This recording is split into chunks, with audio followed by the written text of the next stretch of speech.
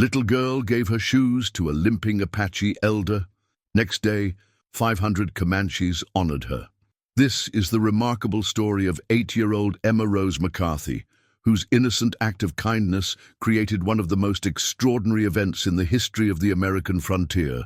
You're about to witness how a child's pure heart and simple generosity bridged ancient tribal rivalries and united two of the most powerful Native American nations in honoring her compassion. If this incredible tale of childhood innocence changing the course of history moves you, please hit that like button, subscribe to our channel, and ring the notification bell so you never miss our inspiring stories from the Old West. Now, let me take you back to the scorching summer of 1879, to a dusty trading post in New Mexico territory, where one little girl's selfless act would prove that love truly knows no boundaries. The sun blazed mercilessly over the small trading post of Socorro Flats, New Mexico territory, on the morning of July 23rd, 1879. The temperature had already climbed past 90 degrees before 8 o'clock, and the day promised to be another scorcher in what had been an unusually brutal summer. Heat waves shimmered off the packed earth of the main street, creating mirages that made distant objects dance and waver like phantoms in the desert air. Emma Rose McCarthy sat on the wooden steps of her father's trading post, carefully braiding a small doll's hair while keeping one eye on the dusty street. At 8 years old, Emma was small for her age, with golden curls that caught the morning sunlight and bright blue eyes that seemed to see the good in everyone she met. She wore a simple cotton dress that her mother had sewn from fabric traded at their store, and on her feet were a pair of sturdy brown leather shoes that had been her most prized possession since her father had bought them for her birthday 3 months earlier. The trading post that Emma called home was one of the most important stops along the old Spanish trail that connected Santa Fe to Los Angeles. Built by her father, Patrick McCarthy, 5 years earlier, it served travelers, ranchers, miners, and occasionally Native American tribes who came to trade horses, furs, and crafted goods for manufactured items, weapons, and supplies they couldn't produce themselves. Patrick was a man of 45, with the weathered face and strong hands of someone who'd spent his life working on the frontier. He'd been born in Ireland during the potato famine and had come to America as a young man with nothing but determination and a willingness to work hard. After years of laboring in eastern factories and saving every penny he could, he'd finally accumulated enough money to head west and start his own business. He'd chosen this location carefully, at the intersection of several major trails where travelers would need supplies and repairs. The post consisted of the main store, a large building that housed everything from clothing and tools to food and medicine, plus a smaller building that served as their family quarters. Behind the main structures were corrals for horses, storage sheds for goods, and a well that provided the precious water that made survival possible in this harsh environment. Patrick's wife, Mary, had been a schoolteacher back in Kansas before their marriage. She was a gentle woman with auburn hair and green eyes, possessed of both intelligence and the inner strength necessary to thrive in the demanding environment of the frontier. Mary had continued Emma's education at home, teaching her daughter to read, write, and do arithmetic, but more importantly, instilling in her the values of kindness, compassion, and respect for all people, regardless of their background. The trading post had become a neutral ground of sorts, a place where different peoples could meet and conduct business without the tensions that plagued other frontier settlements. Patrick had worked hard to establish this reputation, treating all customers fairly and honestly, whether they were white settlers, Mexican vaqueros, or Native American traders. This neutrality had been tested many times over the years, especially given the ongoing conflicts between various Indian tribes and the U.S. government. The Apache Wars were still raging across the Southwest, with Geronimo and other leaders conducting raids against settlements and military outposts. At the same time, the Comanche, traditional enemies of the Apache were dealing with their own conflicts as they were forced onto reservations and struggled to maintain their way of life. Despite these tensions, both Apache and Comanche bands occasionally visited the McCarthy trading post, drawn by Patrick's reputation for fairness and his willingness to trade with anyone who came in peace. These visits were always tense affairs, with both sides heavily armed and wary of ambush, but Patrick's diplomatic skills and genuine respect for Native American cultures had prevented any serious incidents. Emma had grown up in this environment, learning from an early age to interact with people from many different backgrounds. She'd learned to speak some Spanish from the Mexican traders who frequented the post, and she'd picked up a few words in various Indian languages from the Native American visitors. But more than languages, she'd learned to see people as individuals rather than as members of particular groups. This particular morning, Emma was enjoying the relative coolness of the early hours while helping her mother prepare for what promised to be a busy day. A wagon train had camped nearby the night before, and the travelers would need supplies before continuing their journey west. Her father was already busy in the store, checking inventory and preparing for the expected rush of customers. As Emma sat braiding her doll's hair, she noticed a figure approaching from the east, walking slowly along the dusty road that led to Santa Fe. At first, she thought it might be another traveler from the wagon train, but as the figure drew closer, she realized it was an elderly Native American man, walking alone and moving with obvious difficulty. The man was clearly very old, probably in his 70s, with long gray hair braided with feathers and beads. He wore traditional Apache clothing, with a distinctive shirt and breechcloth decorated with intricate beadwork. Most striking of all, Emma could see that he was limping badly, favoring his left foot with each painful step. As he came closer, Emma noticed that his left moccasin was completely worn through at the bottom, with holes so large that she could see his bare foot touching the ground with each step. The hot sand and rough stones of the road must have been agony for him, but he continued walking with the stoic dignity that characterized his people. Emma set down her doll and watched with growing concern as the old man slowly made his way toward the trading post. She could see the pain in his movements, the way he winced slightly with each step, and the careful way he placed his damaged foot to minimize contact with the scorching ground. When he reached the shade of the trading post's covered porch, the elderly Apache paused to rest, leaning against one of the wooden support posts. Up close, Emma could see that he was not just old, but exhausted, probably having walked for miles in the desert heat with his damaged footwear. His weathered face was lined with fatigue, and she could see sweat beading on his forehead despite his obvious efforts to maintain his composure. Emma's heart went out to this suffering old man. Without thinking about the potential dangers or the complicated politics that surrounded Apache-white relations, she saw only a person in pain who needed help. The innocence of childhood allowed her to see past the barriers of race and culture that divided adults, focusing simply on human need and her ability to address it. She looked down at her own shoes, the sturdy brown leather boots that her father had bought her for her birthday. They were her favorite possession, well-made and comfortable, with enough room for her growing feet. The leather was still relatively new and showed only minor scuffing from her daily activities around the trading post.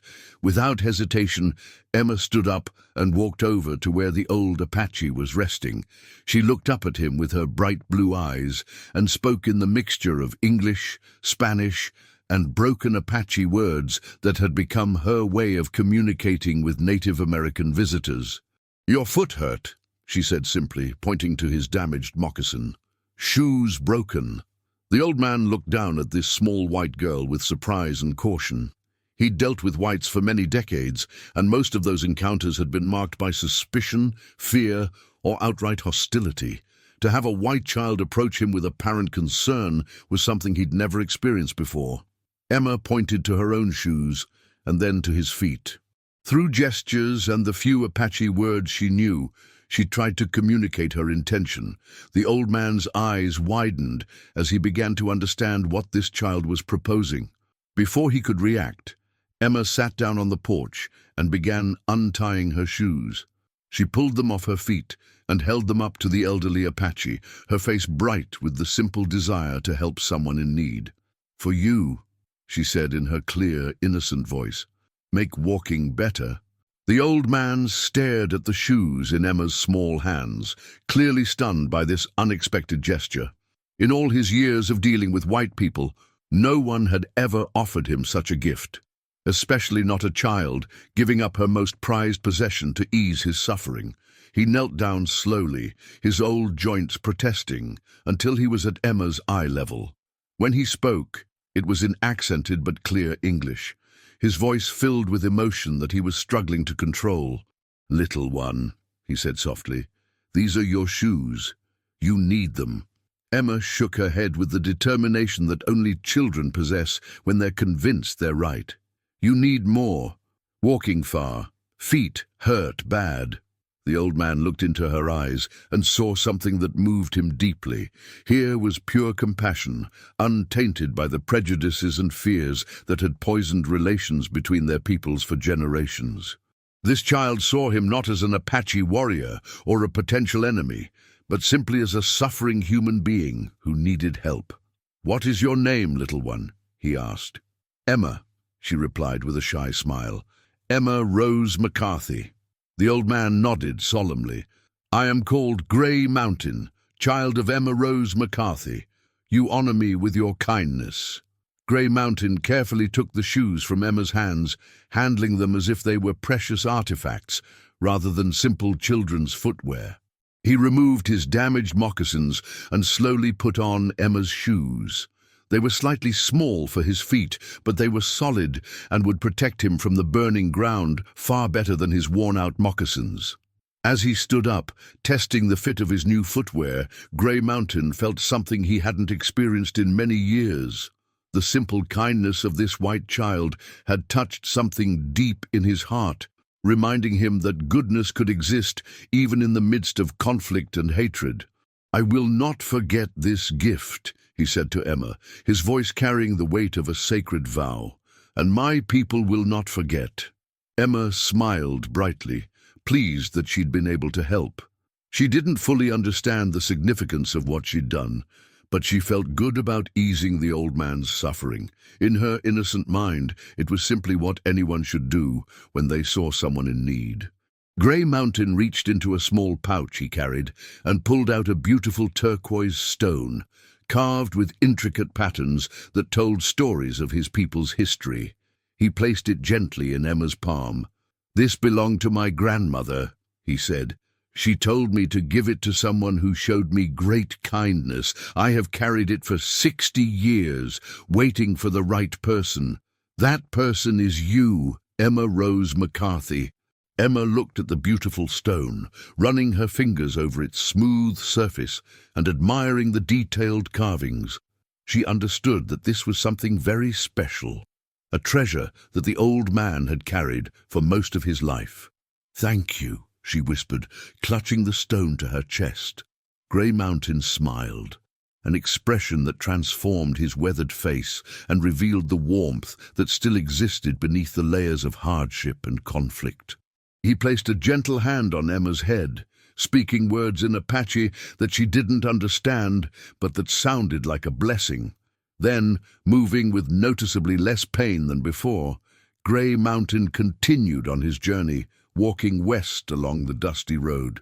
Emma watched until he disappeared from sight, then ran into the trading post to show her parents the beautiful turquoise stone and tell them about her encounter with the old Apache. Patrick and Mary McCarthy listened to their daughter's story with a mixture of pride and concern. They were proud of Emma's compassion and willingness to help someone in need, but they also understood the potential implications of her actions in ways that she couldn't comprehend. "You did a good thing, sweetheart," Mary told her daughter, examining the intricately carved turquoise stone. "This is very beautiful and obviously very important to that old man." For him to give it to you shows how much your kindness meant to him. Patrick was more worried about the practical aspects of the situation. Emma, you need shoes to protect your feet. We can't have you walking around barefoot in this heat and with all the thorns and rocks around here. I know, Papa, Emma replied, but that old man needed them more than me. His feet were hurting so bad, and mine are tough from running around here all the time. Udum, it was true that Emma's feet had toughened from her active life at the trading post, but Patrick still worried about his daughter's safety. He decided to craft some temporary sandals from leather scraps until he could obtain new shoes for her, either through trade or from the next supply wagon that came through. The rest of the day proceeded normally, with the wagon train travelers purchasing supplies and continuing their journey west.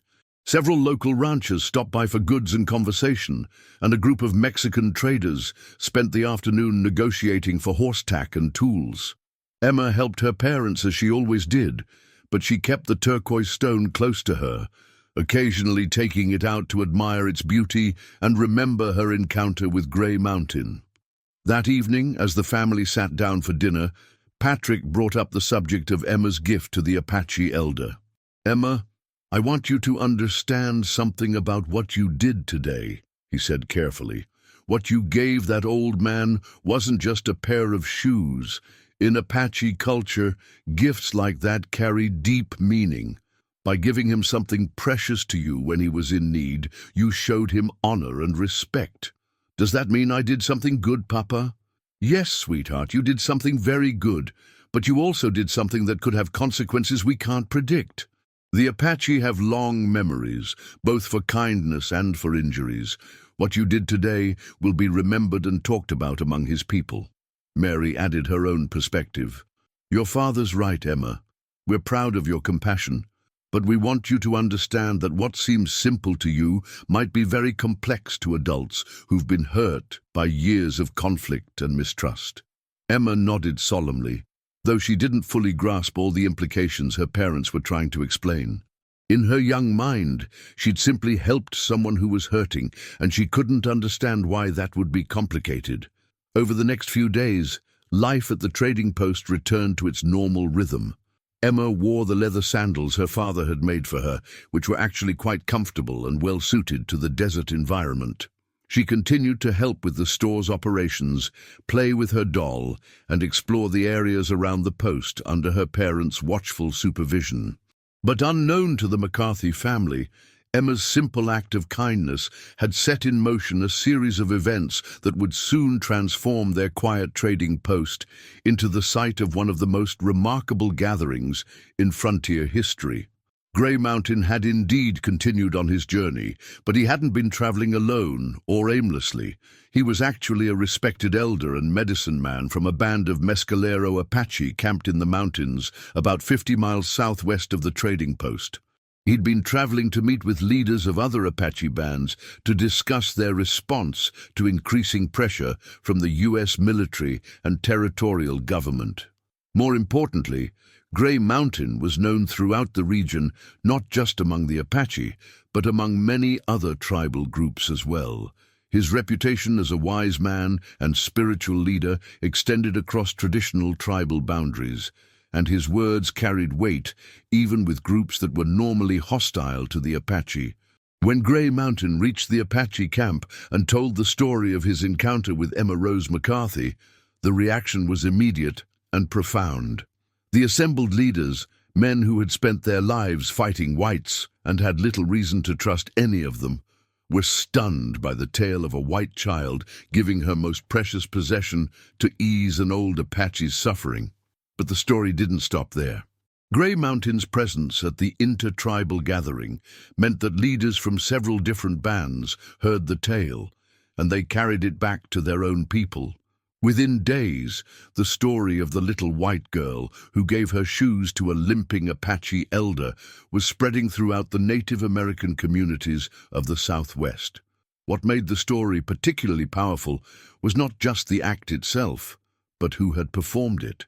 A child's innocence carried special weight in Native American cultures, where children were seen as closer to the spiritual world and less corrupted by the hatred and prejudices that poisoned adult relationships. Emma's simple act was interpreted not just as individual kindness, but as a sign that peace between the peoples might still be possible. The story reached the Comanche bands that ranged across the Texas and New Mexico border region, traditional enemies of the Apache, but equally impressed by the tale of the child's compassion. For the Comanche, who had their own complex relationship with white settlers and the U.S. government, Emma's story represented something they hadn't seen before, evidence that not all whites were their enemies. More remarkably, the story began to bridge the ancient enmity between the Apache and Comanche peoples themselves.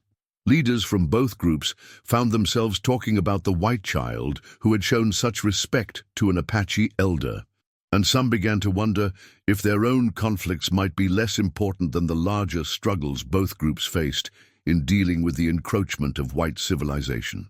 A week after Gray Mountain's visit to the trading post, a small group of Apache riders appeared on the horizon, approaching the McCarthy establishment under a flag of truce.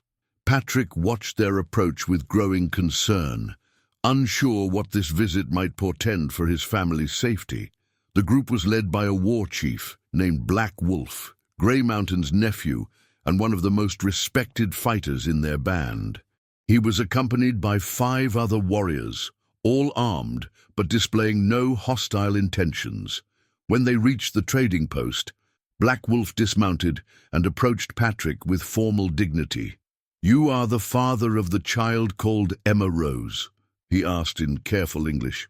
"I am," Patrick replied, keeping his own demeanor respectful but wary. "I come to honor the kindness your daughter showed to my uncle Gray Mountain. She gave him a precious gift when he was in need, showing respect for an old man's pain. This kindness will not be forgotten by our people." Black Wolf reached into his saddlebags and withdrew a beautiful Apache basket woven with intricate patterns and decorated with colored beads. "This is for the child Emma Rose, with the gratitude of the Mescalero Apache. We will remember her kindness for as long as grass grows and water flows." Patrick accepted the gift with genuine appreciation, understanding the significance of this gesture. For a war chief to travel 50 miles just to honor a child's kindness was unprecedented in his experience on the frontier.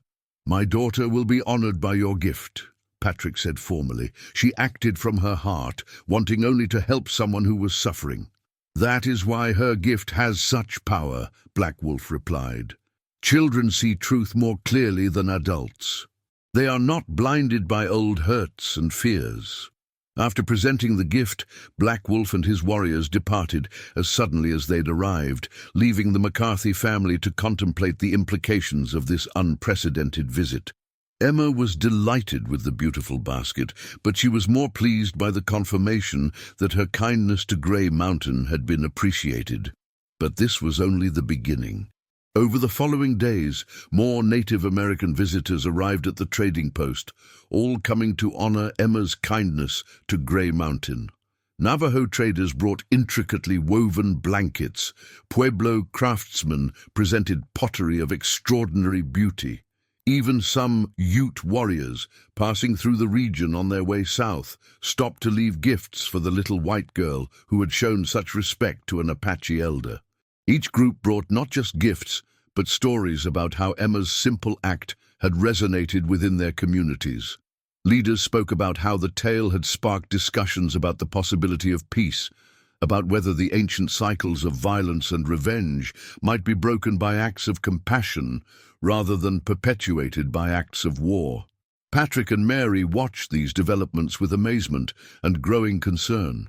While they were grateful for the peaceful nature of all these encounters, they also understood that their trading post was becoming the center of something much larger than they'd anticipated. The gifts were beautiful and obviously valuable, but they also represented expectations and responsibilities that the family hadn't sought.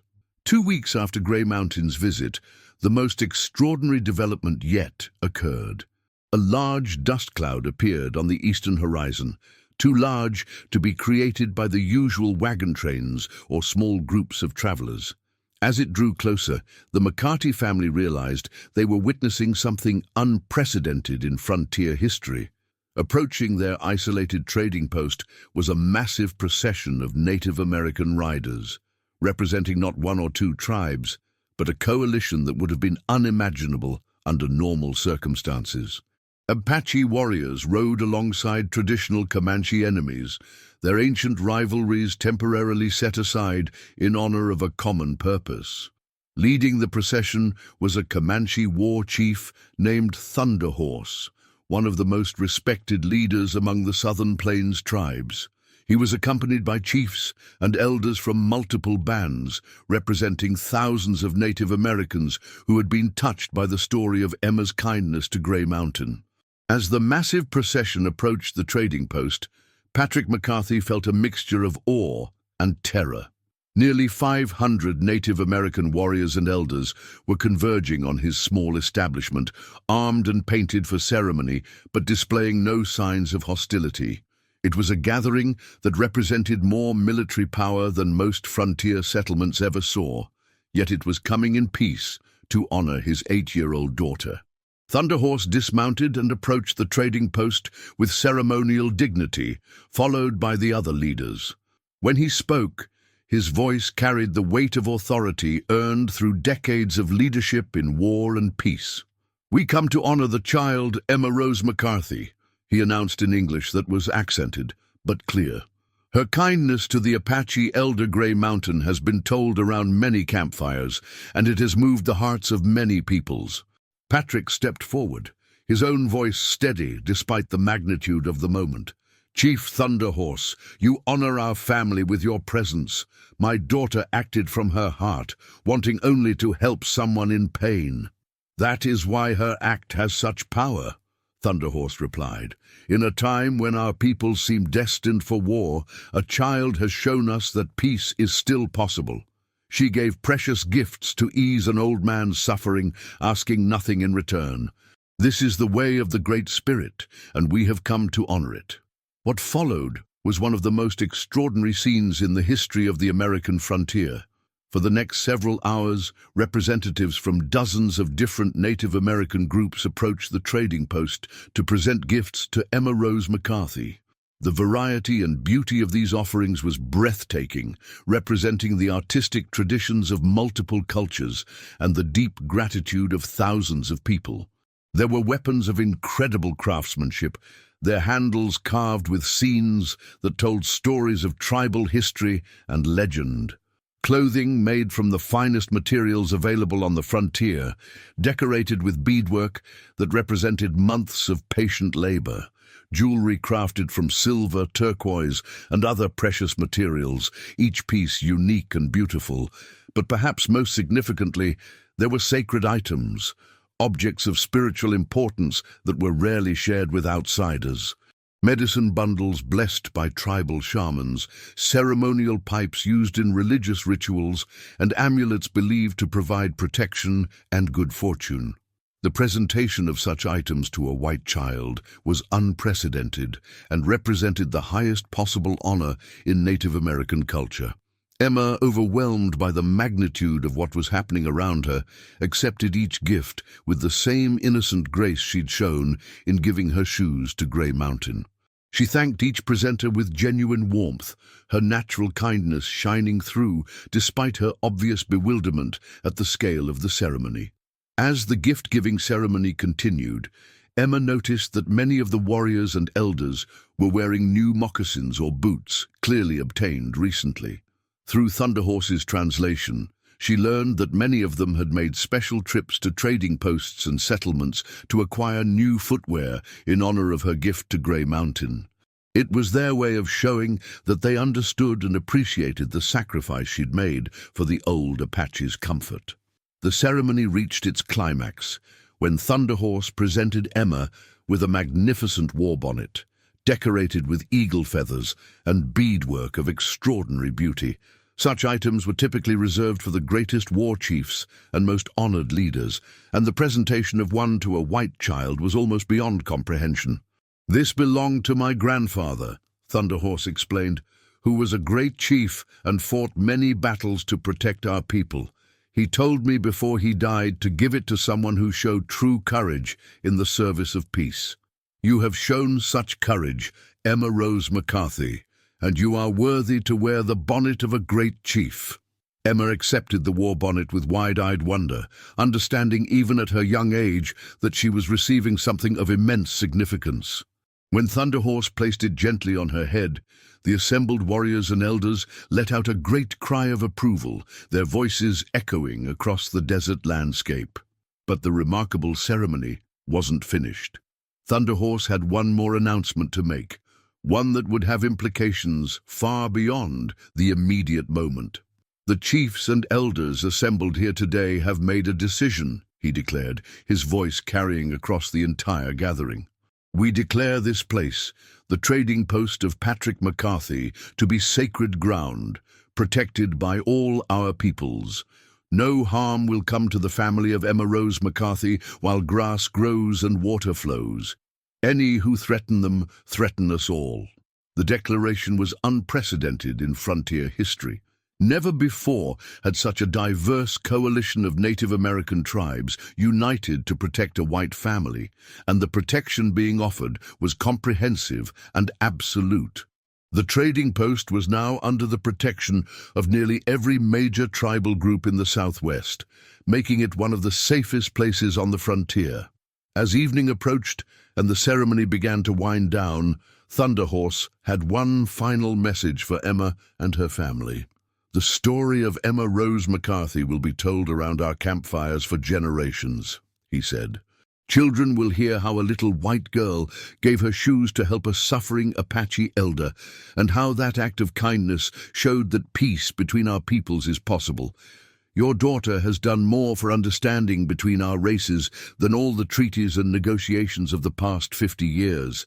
The massive procession began to disperse as the sun set over the New Mexico desert, but not before final exchanges of gifts and promises of friendship.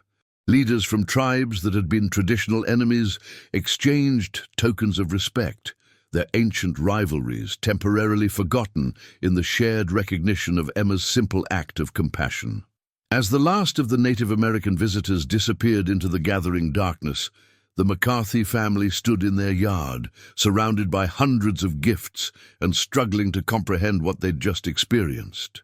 Emma, still wearing the magnificent war bonnet, looked up at her parents with the innocent confusion of a child who couldn't understand why giving away her shoes had caused such a remarkable response.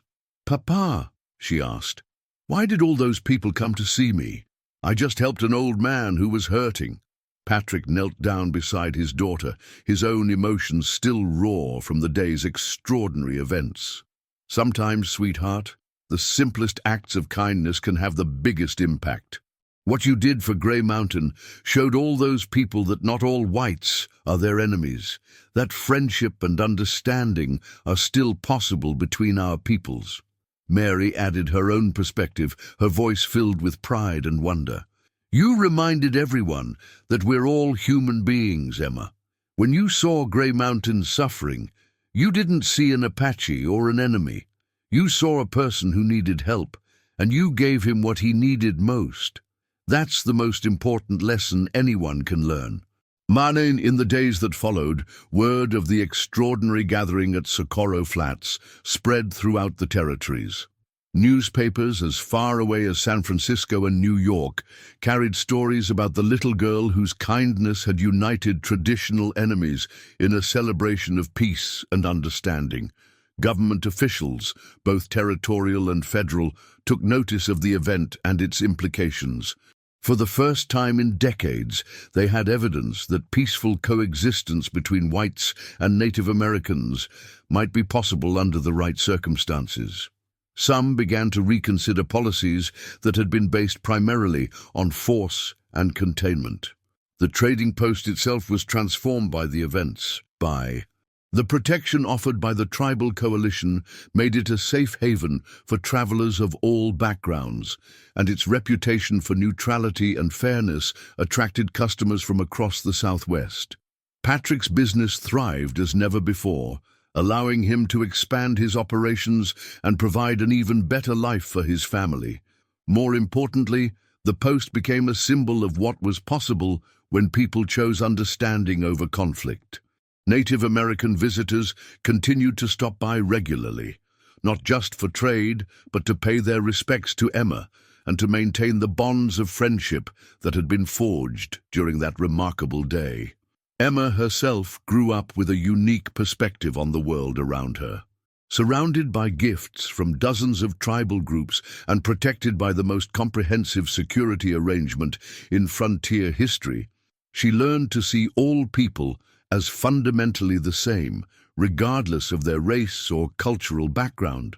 The turquoise stone given to her by Grey Mountain became her most treasured possession, even more precious than the magnificent war bonnet or the hundreds of other gifts she'd received.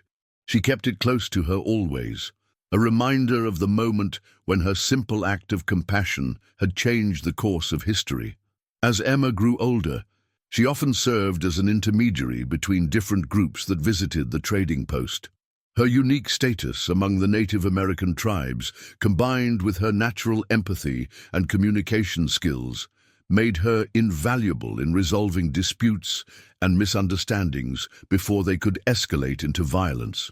The story of her gift to Grey Mountain became a legend throughout the Southwest, told and retold around campfires and in trading posts from Texas to California. Each telling reinforced the message that compassion could triumph over hatred, that understanding was possible even between traditional enemies. Grey Mountain himself lived for many more years, and he never forgot the little white girl who had given him her shoes when he was suffering. He often told the story to young Apache children, using it to teach them about the power of kindness and the importance of seeing beyond surface differences to recognize the common humanity that connected all people. The Apache elder lived to see many changes come to the Southwest. The Indian Wars gradually ended, reservations were established, and the wild frontier gave way to more settled communities. Throughout all these changes, he remembered Emma's simple act of compassion as proof that peace between the races was possible if people could find the courage to reach across the divides that seemed to separate them. The war bonnet, given to Emma by Thunderhorse, became a symbol of the peace that was possible when people chose understanding over conflict. She kept it in a place of honor in their home, and visitors from around the world came to see it and hear the story of how a child's innocent kindness had united traditional enemies in celebration of human compassion. Patrick and Mary McCarthy lived to see their daughter grow into a remarkable woman, known throughout the region for her wisdom, kindness, and ability to bring different groups together. The lessons she'd learned from her encounter with Grey Mountain shaped every aspect of her adult life, making her a force for peace and understanding in a world too often marked by conflict and division. The trading post at Socorro Flats became a landmark in the history of the American West, a place where the impossible had happened and traditional enemies had united to honor the simple kindness of a child. Historians would later point to the events of that day as a turning point in relations between whites and Native Americans, proof that understanding and cooperation were possible when people chose compassion over fear. But for Emma Rose McCarthy, the little girl at the center of it all, the most important lesson was the simplest one, that every person deserves kindness and respect regardless of their background or circumstances. Her willingness to give her most precious possession to ease an old man's suffering had shown the world that love truly knows no boundaries, that the simple decision to help someone in need can echo through generations and change the course of history. The gifts that filled the McCarthy yard on that extraordinary day represented more than material wealth or tribal gratitude.